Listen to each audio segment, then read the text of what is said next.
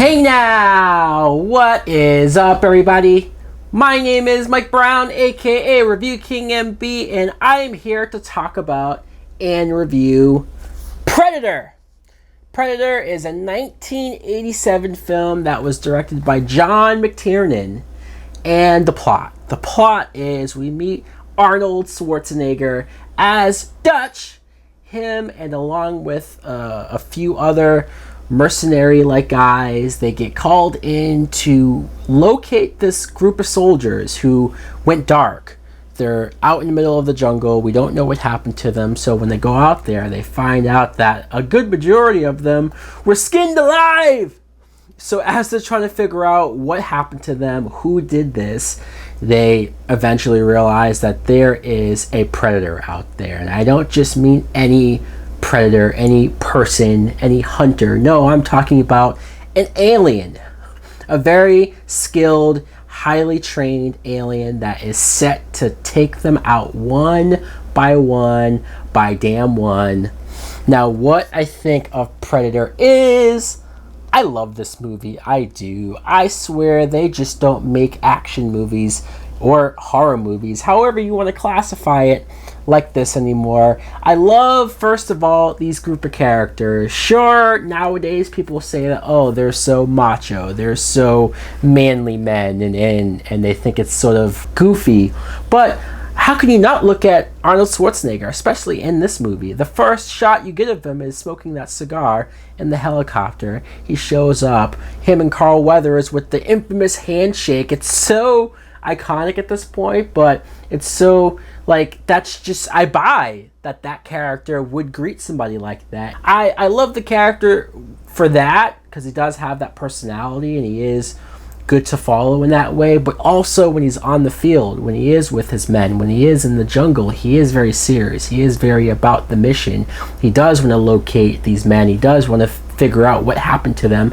When he sees that these guys are dead, especially when they go all in on those guerrilla refugees at their base, and they're shooting them all up. First of all, the effects and stunts are crazy. The explosions, like, they really, you can't tell me some of these people didn't really die doing this action stuff. It looks great because it looks real. Carl Weathers, like I said, plays Dylan, who goes way back with Dutch, but now that he's in the office, there are some trust issues between the two of them, and I like that. There's a nice twist and turn to the relationship. Blaine is played by Jesse Ventura, which I want to bring up Jesse Ventura because you don't really think of him as an actor, right? No, you think of him as a wrestler or even the governor of Minnesota, but he does have some great one-liners. I ain't got time to bleed, like so many stuff that you're just like, yeah, this guy is cool. Almost every one of these characters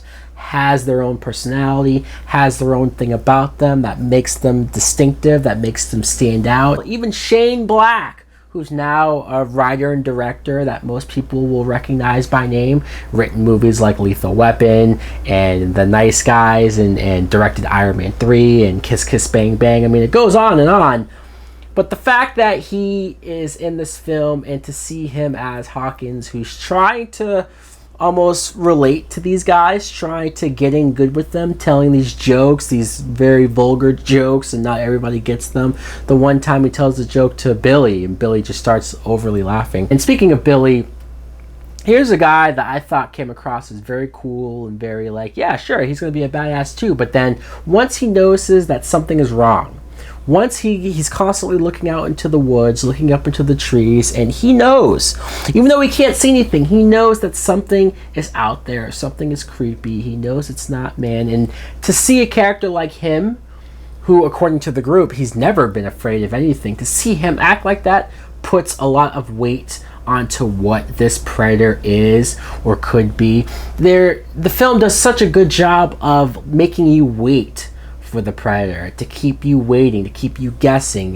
They show predator vision, the heat vision that it sees as it's watching them in the trees, but whenever they look up, it's not there. It's very haunting, it's very creepy. Like, I love the jungle environment. That's another thing that I think this movie stands out from any other sequel that they tried to do, where this makes sense to be in the jungle. This it's just a perfect setting for the predator especially, and it makes sense that almost the predator is choosing to hunt after these guys. But then when shit hits the fan, when this predator starts killing people off, he does not hold back. This film is bloody and gory, but all in the right ways, in my opinion. I think it uses those effects and it uses those moments, and it shows how effective that this predator, one predator by himself, can take out these men who, let's be honest, these men, this film does a good job of having them be strategic, having them be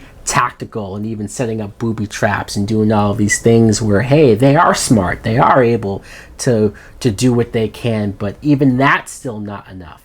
I love the last parts of the movie where Schwarzenegger, he realizes that the mud will camouflage himself, and I love how he sets up his way to fight. I love the showdown between Schwarzenegger and the Predator. I do. I even love when the Predator gains respect for Schwarzenegger and takes the helmet off, and you see finally what it looks like, and it does look gross. He is one ugly motherfucker.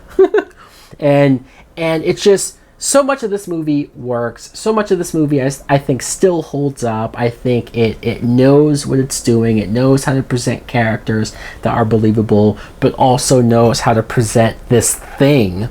I love that we don't exactly know what it's here for. But I'll always say that the creepiest part, sure, yeah, you have the moment where it rips out people's spines and skulls and collects them as trophies. Yeah, that's pretty disturbing.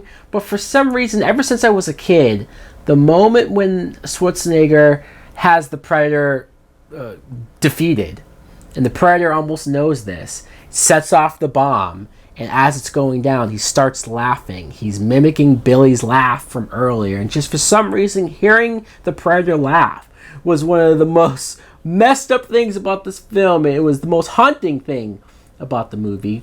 Obviously, guys, I still love Predator. I think it's the best Predator movie that there's ever been. They haven't been able to duplicate this. Let me know in the comments below, what do you think of the first film? Do you like it as much as I do? What's your favorite part of Predator? Thanks for watching. Like, comment, subscribe. Later!